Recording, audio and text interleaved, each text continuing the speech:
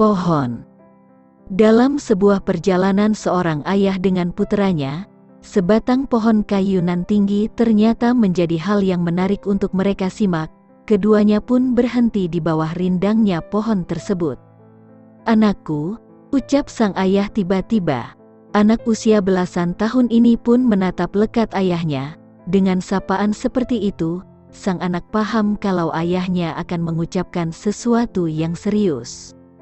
"Adakah pelajaran yang bisa kau sampaikan dari sebuah pohon?" lanjut sang ayah sambil tangan kanannya meraih batang pohon di dekatnya. "Menurutku, pohon bisa jadi tempat berteduh yang nyaman, penyimpan air yang bersih dari kotoran, dan penyeimbang kesejukan udara," jawab sang anak sambil matanya menanti sebuah kepastian. "Bagus," jawab spontan sang ayah. "Tapi, ada hal lain yang menarik untuk kita simak dari sebuah pohon," tambah sang ayah sambil tiba-tiba wajahnya mendongak ke ujung dahan yang paling atas. "Perhatikan ujung pepohonan yang kamu lihat, semuanya tegak lurus ke arah yang sama. Walaupun ia berada di tanah yang miring, pohon akan memaksa dirinya untuk tetap lurus menatap cahaya," jelas sang ayah. "Anakku," ucap sang ayah sambil tiba-tiba tangan kanannya meraih punggung puteranya, "jadikan dirimu seperti pohon, walau keadaan apapun, tetap lurus mengikuti cahaya kebenaran," ungkap sang ayah begitu berkesan. Keadaan tanah kehidupan yang kita pijak saat ini, kadang tidak berada pada hamparan luas nan datar. Selalu saja ada keadaan tidak seperti yang kita inginkan. Ada tebing nan curam, ada tanjakan yang melelahkan, ada turunan landai yang melenakan, dan ada lubang-lubang yang muncul di luar dugaan. Pepohonan, seperti yang diucapkan sang ayah kepada puteranya, selalu memposisikan diri pada kekokohan untuk selalu tegak lurus mengikuti sumber cahaya kebenaran, walaupun berada di tebing ancaman, tanjakan hambatan, turunan godaan, dan lubang jebakan. Jadikan dirimu seperti pohon, walau keadaan apapun, tetap lurus mengikuti cahaya kebenaran. Sahabat, jadikan dirimu seperti pohon, walau keadaan apapun, tetap lurus mengikuti cahaya kebenaran.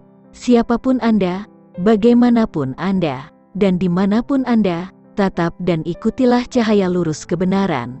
Karena bila tidak Anda akan tersesat dalam kegelapan, dan bila terperangkap dalam gelap, jangan mengutuki kegelapan, tapi nyalakanlah cahaya walaupun dengan lilin. Anak kerang. Pada suatu hari, seekor anak kerang di dasar laut mengadu dan mengaduh pada ibunya sebab sebutir pasir tajam memasuki tubuhnya yang merah dan lembek. "Anakku," kata sang ibu sambil bercucuran air mata, "Tuhan tidak memberikan kita bangsa kerang sebuah tangan pun sehingga ibu tak bisa menolongmu.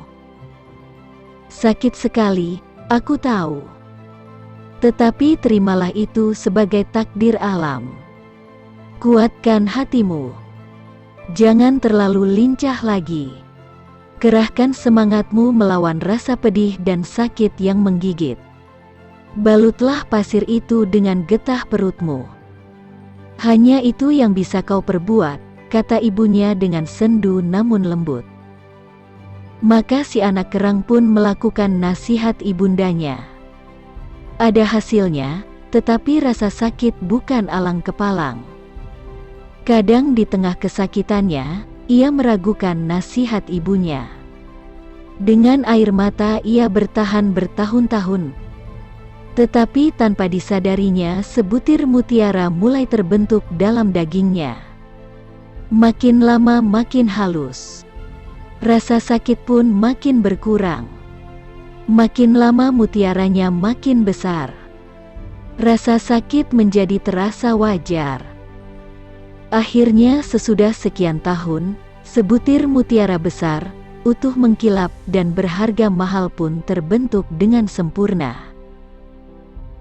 Dirinya kini, sebagai hasil derita bertahun-tahun, lebih berharga daripada 1000 ekor kerang lain yang cuma disantap orang sebagai kerang rebus di pinggir jalan. Sahabat, kekecewaan dan penderitaan akan selalu ada dalam hidup kita. Seakan-akan Tuhan selalu mengambil kebahagiaan yang ada pada kita. Tidak. Tidak seperti itu. Kita hanya harus bersabar terhadap segala sesuatu yang menimpa kita dan menanti ketetapan Tuhan. Dan semuanya akan berakhir dengan indah. Karena segala sesuatu yang baik akan selalu mengarah pada kebaikan.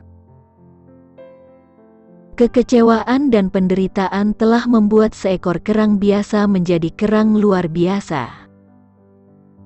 Kekecewaan dan penderitaan pun akan dapat mengubah orang biasa menjadi orang luar biasa. Papan dan rayap. Dikisahkan dua orang laki-laki bekerja keras membuat sebuah perahu. Ketika sedang sibuk bekerja, mereka berdua menemukan rayap di sebuah papan. Salah seorang dari mereka kemudian ingin membuang papan itu, tapi temannya melarang. Dia berkata, "Kenapa papan ini dibuang? Kan sayang. Lagi pula tidak ada masalah, cuma kena rayap sedikit saja." Karena tidak ingin mengecewakan temannya, papan yang ada rayapnya pun digunakan untuk membuat perahu. Selang beberapa hari, perahu pun selesai dan sudah bisa digunakan untuk melayari lautan. Tapi beberapa tahun kemudian, rayap-rayap itu ternyata bertelur dan menetas. Rayap-rayap itu kemudian menggerogoti kayu kapal. Bahkan rayap-rayap itu menyebar kemana-mana hingga memakan kayu yang ada di lambung kapal. Kapal terus digunakan dan tak seorang pun sadar hingga akhirnya, kayu-kayu perahu itu pun mulai keropos. Dan, ketika dihantam oleh ombak besar, air berhasil menembus masuk dari celah-celah dan lubang-lubang kayu. Karena hujan juga sering turun dengan deras, para awak perahu tidak mampu lagi menguras air yang masuk ke dalam perahu sehingga akhirnya perahu itu karam. Di dalamnya terdapat barang-barang berharga dan nyawa manusia.